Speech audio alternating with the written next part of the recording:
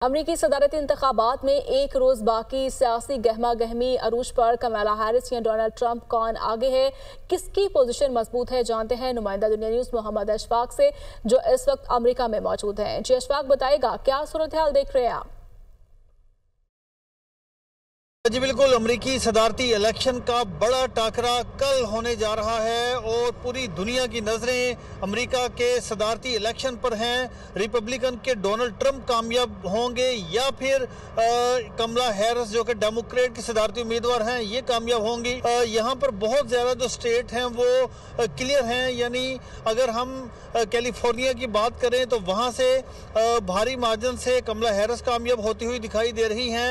इसी तरह से जो दीगर स्टेट हैं वहां पर डोनाल्ड ट्रंप कामयाब होते हुए दिखाई दे रहे हैं। जो माजी बताता है वो तो यही बताता है कि यहां से डेमोक्रेट का ही सदारती उम्मीदवार कामयाब होता है। मजमूई तौर पर 7 स्विंग स्टेट हैं जहां पर जो भी उम्मीदवार जीतेगा वो इंतहाई कम मार्जिन से जीतेगा और वही नतायज मरकजी नतायज को तब्दील करेंगे, मरकजी नतायज पर हावी होंगे और फिर वही नतायज दोनों में से किसी उम्मीदवार को कामयाब करवाएगा। 5 नवंबर को हतमी पोलिंग होगी और फिर पोलिंग के बाद शाम को नताइज का ऐलान भी मुतवक्के है।